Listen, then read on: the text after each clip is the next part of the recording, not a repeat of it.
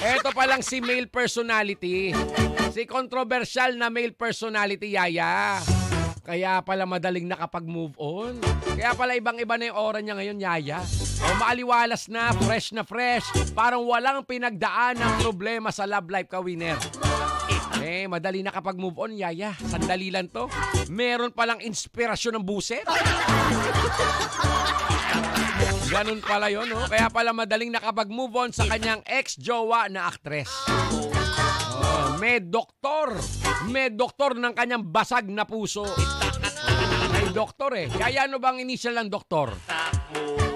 Ano na? DR ba yun? DR? Wala lang. Nasabi lang. Meron palang inspirasyon, Yaya. Isang aktres, Yaya. Baguang aktres. Yung inspirasyon nitong si male personality. Kaya pala nakapag-move on agad-agad. Pero alam mo ang tawag doon, Yaya, rebound eh, no? Kapag halimbawa hindi pa nagtatagal masyado yung paghihiwalay nyo ng inyong ex, tapos nagkaroon ka ng inspirasyon agad-agad, ang tawag doon rebound. So may rebound agad itong si Dr. Male Personality. Kaya nakapag-move on. Sabi nga ganon, Yaya, no? Kaya lang unfair naman dun sa rebound na ginagawa siyang ginagamit para makapag-move on, no? Pero pag ganon, Yaya, mas madaling makapag-move on. Pero mas maganda yung i-heal mo yung sarili mo ng sarili mo eh. Nung wala kang ginagamit na tao. Narinig mo ba yon, Kuya? Yan, no? Yung si Kuya naka-white na t-shirt. Medyo no-jowa na naman eh. Nire-rebound eh. Ginagamit na naman yung girlet. Gets nyo na? Gets nyo kung sino yung male personality? Yung gwapong ito, gwapo. Nakita natin ito isang araw, no? Pati yung kanyang inspirasyon, nakita natin, Yaya. Nandun, di ba? Over there. Over there, dapader. Pero at least, di ba? All's well that ends well. At least maganda yung kinahinatnan nung pag-move on ni male personality. Hindi gaya nung isa pang male personality na nakipag-iwalay din sa kanyang ex. Hanggang ngayon, di pa rin makapag-move on. Hirap na hirap. Parang si Kuya na nakapula lang. Ayan.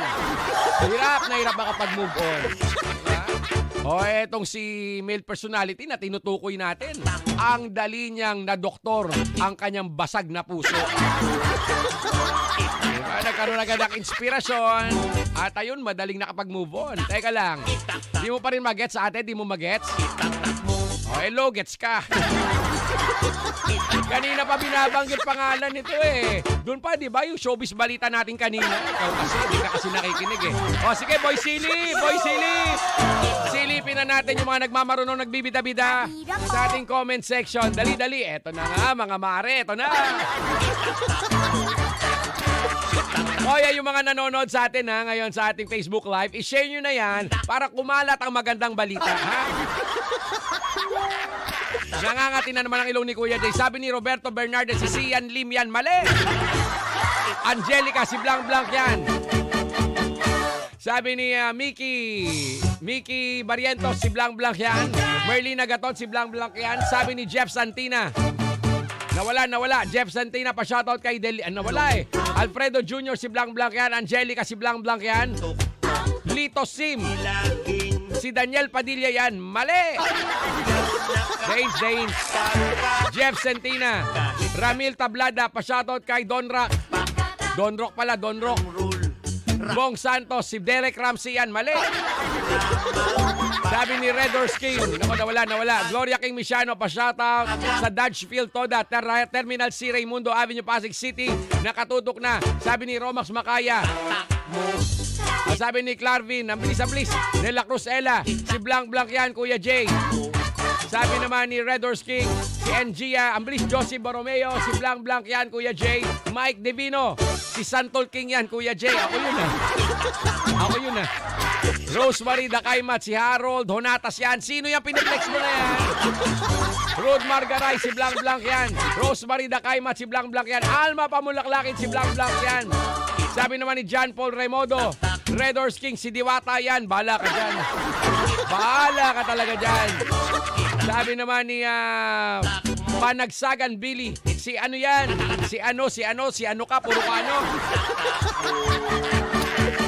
Sabi ni Elmimelda Tesiano, pabati Kuya Jay, nakikinig.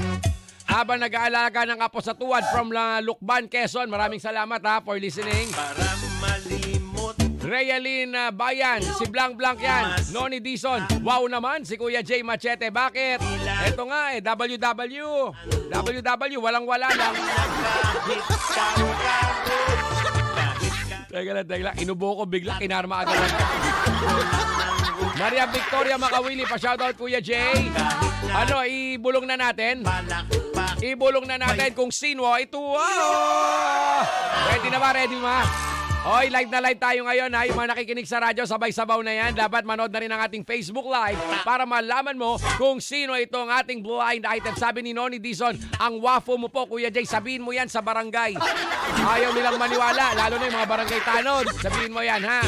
Sabi ni Kit, ito gusto ko sinabi ni Kit, Kit Amora. Kamukha mo dyan si Alden, Kuya Jay.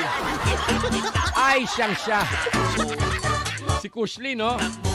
Kushlin K, pa-shoutout Kuya Jay. Ay, si Kushlin, mukhang ayos sa alright ang profile picture. Andiyan pa si Boy Sipat. Ano to? Sabi ni Rizaldi, wag muna Kuya Jay. Wala pang nasesend ng star, Kuya Jay. Wala pa ba nagsesend? Damot, duga. Sige, ito na. Ito, teka lang, sabi ni Chamon dito, ang gwapo ni Kuya Jay, aking ka na lang. Meron ka bang 100? Wala naman si Kuya Jay, for sale. Sige, ibulong na natin kung sino ito. Ito na nga mga mare, ito na. Si controversial na male personality na may inspirasyon kaya madaling nakapag-move on sa kanyang ex na actress. I see. Ready na? Yung mga nagtitipid sa data, ready na? Ready? Gate set? I see. Yun na yan. Ang doktor ng basag na puso. Wow.